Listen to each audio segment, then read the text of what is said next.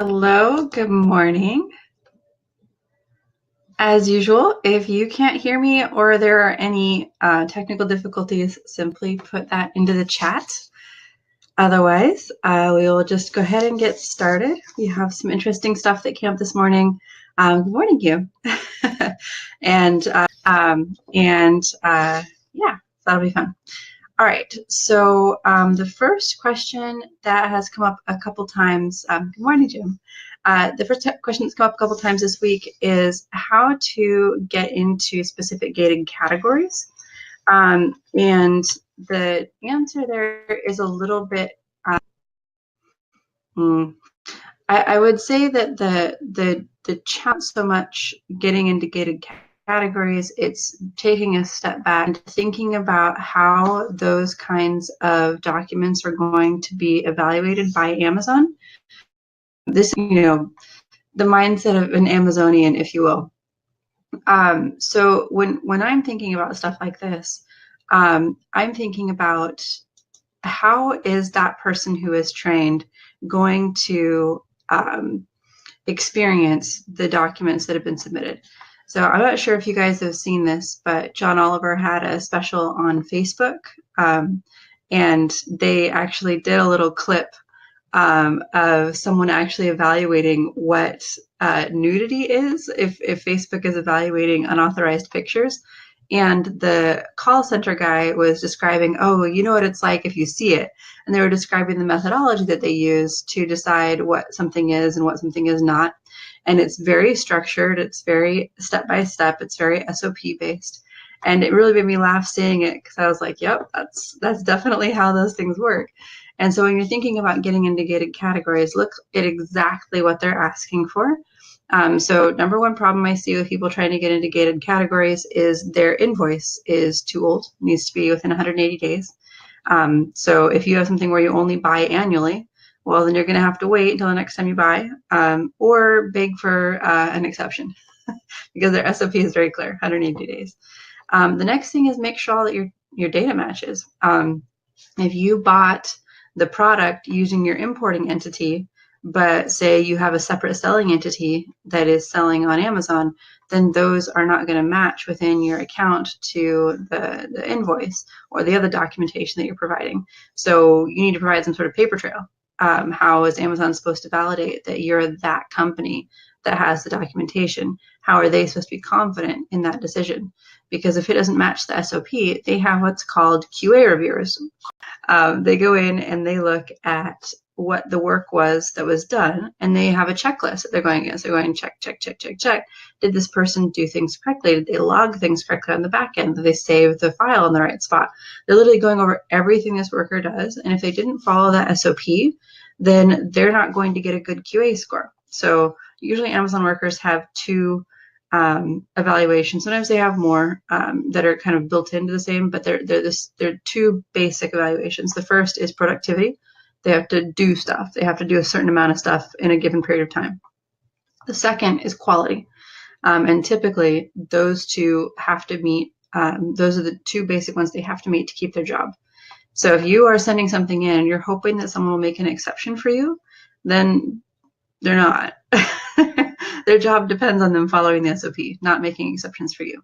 So that's kind of the high level mindset of an Amazonian that you're going to be dealing with, real people, not machines. Machines are easier to predict. Then when you actually look at the individual actual stuff that you're submitting, we've found it for a product like CPCs or GCCs, because that's what's legally required. Those need to be updated annually. Well, most of them. There's a few exceptions, but they should have that in their SOP as well. If you have a very specific question, like what about this particular product with this particular document, then we do that on an ad hoc basis. It's hard to say at a kind of high level what is needed, what's not needed, because these things can be so specific to the product. That's one of the main questions that we get, which is specific product or the client specific product, and looking at the compliance requirements around it. right? So the product classification, if there's ingredients or specific components, raw materials, whatever it happens to be, any kind of testing that's been done, any kind of documentation really that if they've already tried to get ungated and been rejected by Amazon, we're taking all of that and we're reviewing that and matching it against Amazon's requirements. And then essentially telling them what's missing or broken in some way, shape, or form, right? Whether it's the packaging or labeling, or maybe it's a listing, maybe it's narrative in the listing that's getting them rejected, right? And sometimes it's not at all obvious because Amazon doesn't tell you what they're looking for. Right, right. So that can be kind of frustrating.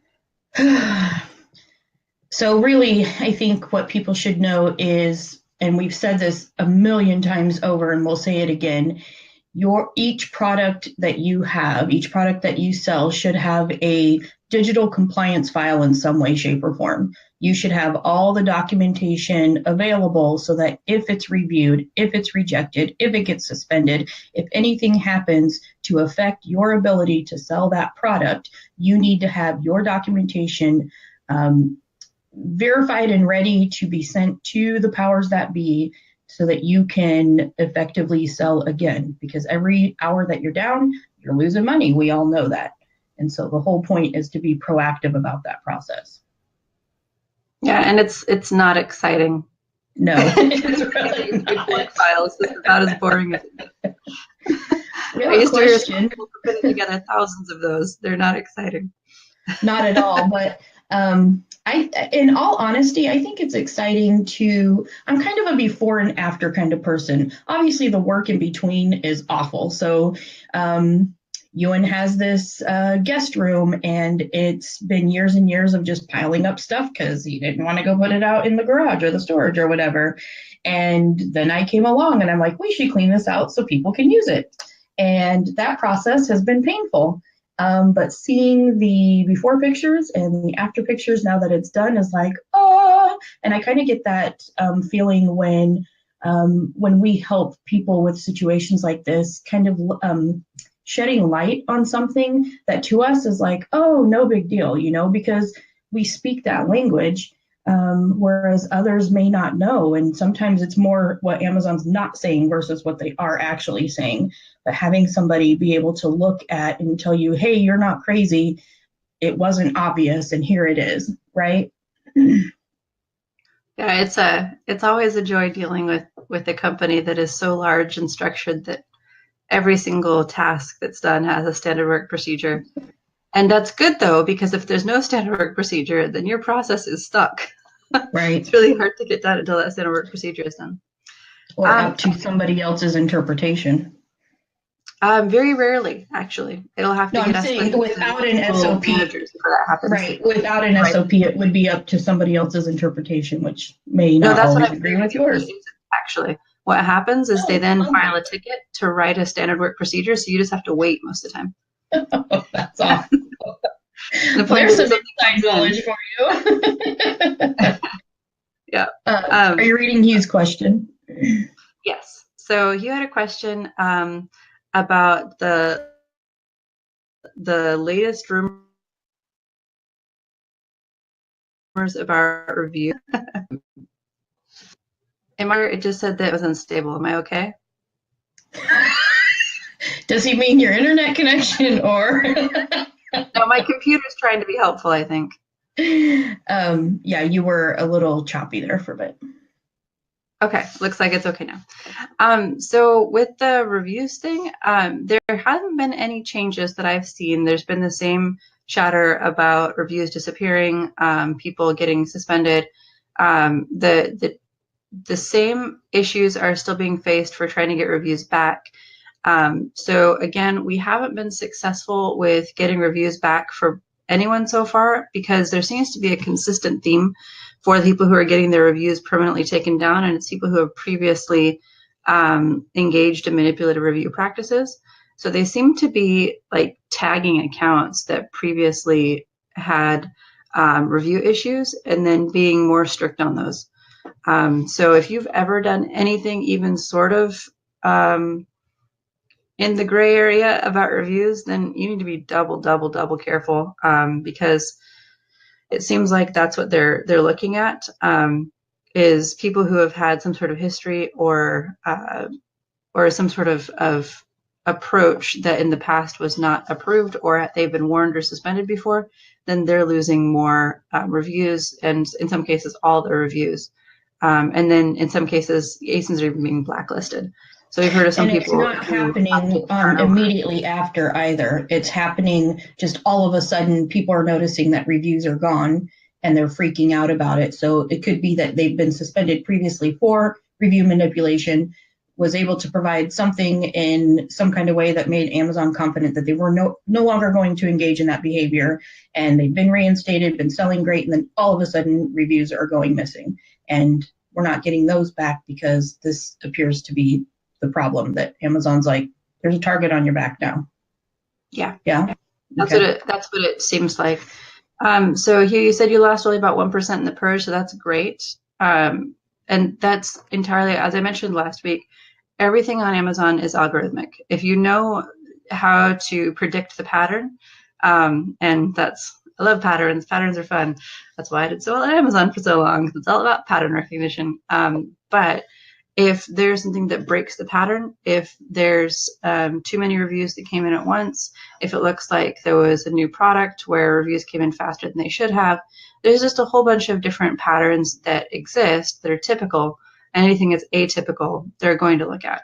So even if it was something as simple as, I didn't have an insert card before asking for reviews, then I did it and suddenly got a whole bunch of new reviews, that might trigger a review too.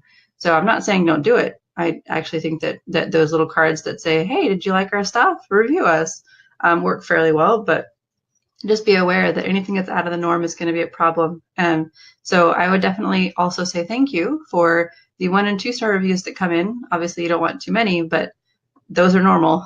You want normal on your account. Okay. So the second question that I wanted to go into this morning, that's come up a few times, is Vendor Central versus Seller Central. So 1P versus Marketplace, and what the benefits or drawbacks are of each, and why a vendor would want to go to Marketplace, and why a seller would want to go to 1P if they're selling. So I'll start with the vendor to Marketplace and then go from Marketplace to vendor. And there are a couple different reasons why even wholesale sellers might want to go to 1P. So the reasons why a vendor would want to go to Marketplace is because Amazon is basically not helping any vendors kick off new products unless they're really big vendors. So if you want to get something new started, if you want to get a PO from Amazon, you have to prove that they should buy it. That means you've got to generate your own demand. So what I recommend there is actually having a Marketplace account and starting new products on Marketplace. You can then do your own SEO. You can manage that. You can do your own advertising to get the flywheel started. You can enroll in the early reviewer program. You can also do Vine Voice if you're still on vendor. So that's something you can do to help your new product on the vendor side. There's very little else that you can do without paying quite a lot for it. And then, of course, having great customer service. So being able to kick off new products on the Marketplace side, then contact your buyer and say, hey, look how well I'm selling in Marketplace. Don't you think you should submit a few POs? So that's for those companies that prefer to be selling to Amazon. They prefer to be managing that. That's a good positive cash flow for them. So use Marketplace as a way to kickstart new products and be able to get POs. That's the best approach for a hybrid model. Now, if you're a seller and wanting to go to 1P, why would you want to do that? For sellers, the first thing that could be helpful to go to 1P is having a consistent order for large chunks of your stuff. So having Amazon buy large chunks can be nice. It's a wholesale account. It's the same reason why you'd want to get into any retailer, because you can get large chunks of your product bought at once. So that's one benefit. The second benefit is that you get access to people within Amazon. You have a second channel within Amazon that isn't related to being suspended. So if you did happen to have a suspension issue or a listing issue, then you do have a second place to sell. And now that Vendor Express is gone, then there are benefits to being invited to Vendor Central. If you're invited, I always recommend signing up. You don't have to sell anything to them, but it's certainly worth signing up. So that's my feedback on Vendor versus Seller Central. Why is it worth signing up? Even if they're not because you going can to use access it? someone within Amazon. You could actually talk to a different team within Amazon. It's always helpful to have different connection points because Amazon is so opaque that the more people you can talk to, the more likely something will happen. If something goes wrong in your account, if you get stuck with a listing, or if something just isn't getting fixed, being able to complain to somebody other than Jeff at Amazon.com. We actually had a couple other questions. One below one of the questions you answered said that they've received a few comments about one of their products being unable to be reviewed. I'm not sure if I have enough context to understand what that question is. Yeah, ASINs are being blacklisted. Ah, okay. Yeah, so if you've got an ASIN where you were attempting to get reviews, or it looks like they were, because of as far as why they suspended the previous account because of failed verification, that's the point at which I would still try to fix the issue with the current account. It's not that difficult to do verification if you're really, really careful about how you put together your account. So the first thing is certain countries are not set up for selling on the UK, so you need to double check that. And Amazon Payments is a good one to look at because they're really detailed in their instructions, whereas Seller Central is not detailed at all. So you should look at the payments page. So like Pay by Amazon has better information on that than Seller Central does. Then you need to make sure that everything in your account actually matches. And I find that a lot of people are like, oh yeah, it totally matches. And then I go in and I find that their official registered address is some old address from 6 years ago, or it's actually not the correct address. It's some address that they used on their buyer side. And then their credit card billing statement zip code doesn't match what's on their account. Like every single payment instrument element of your account needs to match. Every single name needs to match. The official registered address needs to be in the that whole address needs to match the address they're trying to verify. That includes your business legal name.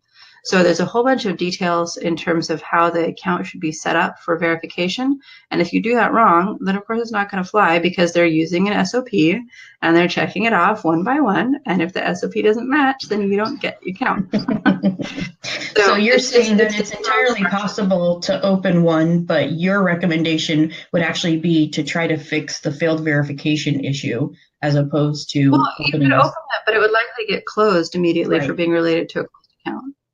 That's the problem. Right. Usually Amazon will close anything that's been related in any way. We actually saw a video about a guy who was complaining about a related account in the UK.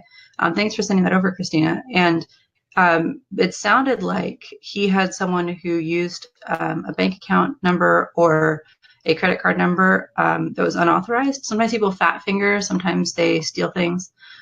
Because this person owed a lot of money, probably it was the steal things door, not the fat finger door. And the seller was like, it's not a related account. I have no idea what you're talking about. Amazon doesn't respond to that. You have to explain how your stuff is actually correct, not just ask them to explain to you what's wrong. They're not going to tell you. You have to go in and figure that out. So if there was a failed verification, then there's something wrong. You did something wrong. The bank account doesn't match, or they can't call the bank and match. So if you have a bank where they don't answer questions, then you need a different bank for Amazon. You need to make sure your official registered address is accurate. You need to make sure that your charge methods are up to date, that the zip code matches. You need to make sure that your name matches for your business name, that your tax entity is verifiable through third-party software. All those pieces need to be in place. So especially if you've already failed it once, it just seems less likely that you'd pass it anyway if you do the same thing. But even if you did have everything perfect in this case, because you already failed one before, I would suspect that it would be closed for related. Laszlo, if you want, we can review. That's something that we do. We can review your documentation on the verification side and support you with that if you want to reach out to us. I'll put our email address here. Okay. So I had a list of Q4 tasks. So basically a list of things that I go through each week going through Q4 And what I like to do is go through these, and I'm going to type these into the chat here. One at a time as I go through it. Feel free to ask questions, but this is the preparation that we take to make sure that we are ready with our clients for Q4. And, preparing for prep is so, preparing for peak, all that prep for peak going into Cyber Monday, Black Friday is so critical to the success of your business, depending on your peak. We have one client right now whose peak is actually October because it's a seasonal product line. And yesterday, because of some tweaks that I made to the advertising, we had a 3x normal day. So that's awesome. So hopefully today will be at 4x because it's going into their October peak. So we need to have some awesome sales. So the very first part of this whole process is your in-stock management. It is the least fun part of this process. There's a lot of things that are boring about in-stock, but if you're not in stock, then the rest of the stuff doesn't matter. You basically lose. Amazon is entirely algorithmic. So if you are not in stock, they have no widgets to learn from. So going out of stock is simply not an option. Make sure that you are in stock, whatever you have to do. We have another client out of stock for a very short period of time. Like, what if they were out of stock for a couple of hours versus days? Is there a couple of hours is okay? Up to 2 days seems to be okay. Yeah, up to 2 days is okay. That we've seen. After that, you start dropping like a stone. So it's better to raise prices, turn off advertising, whatever you need to do to keep in stock. But in stock is the most important part about not losing rank. And Q4 is brilliant for building rank. A lot of people will sell through in Q4 and they'll be like, yeah, I did so awesome. And then in January, they're like selling nothing. I'm like, why did that happen? It's because you use Q4 to boost yourself so that in January, you're still selling at a high level. Anyone who carries through, who has stock through Q4, if it's something that's not just a seasonal product, it's not just for Christmas, will actually maintain a higher rank going into January because of Q4. So in-stock management, number one, absolutely important.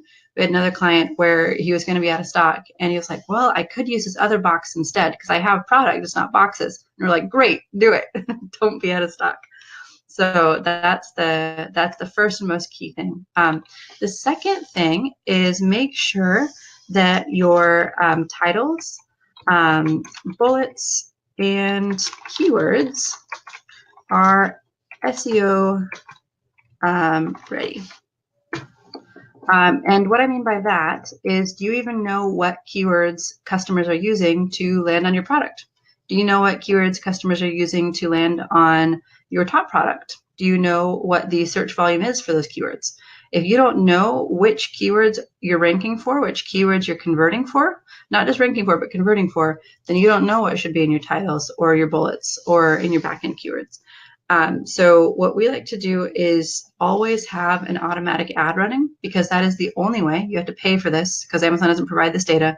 It is the only way to figure out which keywords people type in customer words, and then equals sale. It's the only report that you can get where a keyword equals sale to track. So you definitely want to always have your advertising running so you can take those converting keywords and put them back into your titles, bullets, and updates. The next thing is if you have any variations, I actually really like the Automate Pricing tool. So this is really helpful for anything that's got variations that are cosmetic in a way. So like color variations, not necessarily performance variations, like if there's a difference between widget A and widget B in terms of its use, but if it's just a kind of aesthetic difference, automating pricing can be really helpful. So you have an automation for your top seller, usually black. Then you have separate automation for your other colors. And so then what'll end up happening is often when you automate the pricing to a performance level, not competitive. So I like Amazon's free automated automator for competitive repricing as well, because you can just match the buy box price, and then that saves you manual effort during Q4. So definitely use that because it's free. Free is good. But then the second thing is for performance based, for people who have their own brand. Those ones you can set, I need to sell 2 a day, or I need to sell 5 a day, or I'm going to lower the price. Or as long as I'm selling 5 a day, that's my ROI goal, then I can raise the price a little bit and see if I can make more money off of this product. So that's the Automate Pricing piece. The fourth is make sure that your advertising is optimized in October. So what I mean by that is you need to have your manual ads that you're planning on running, your automated ads, all of them running in October and optimizing throughout the whole month. So that by the time you get into November, December, you're paying money to Amazon for the keywords and for the products that are going to convert.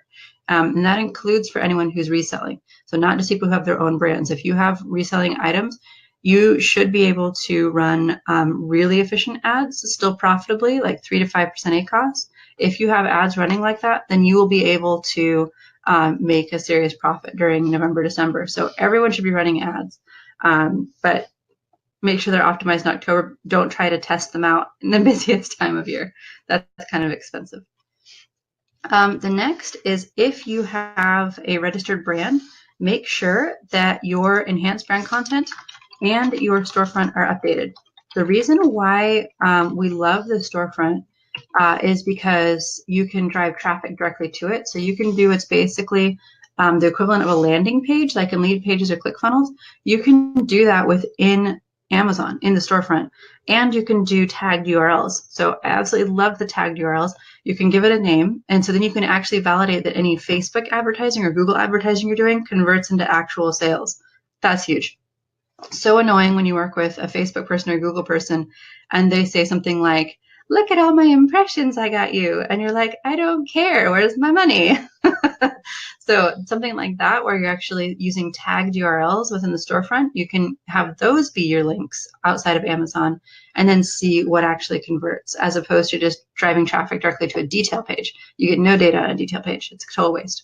But if you send it to a storefront or use a promotional code, then you can see the actual conversion. Next to the buy box, you just click it, and it shows up in the sponsored ads carousel.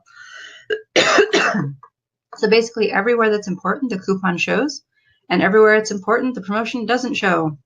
So if you're just doing promotions like 20% off or 10% off on the promotions, often those don't show in places that are obvious to customers, whereas coupons do. I'm a big fan of coupons for that reason. The next one is making sure that you are looking at your business reports on a very regular basis. And what I like to do is 3 things. The first is the high-level dashboard, and that's just to make sure that everything is on track. Just make sure that everything is smooth sailing. You want to make sure that there isn't anything that's kind of suddenly turning downwards going into Q4. The second is your daily traffic and conversion numbers. Make sure there's nothing that's out of whack for more than a day. Things can go out of whack for a day. Don't worry about that. One day does not an account make. Some days are just kind of crappy. And then the monthly conversion numbers per ASIN.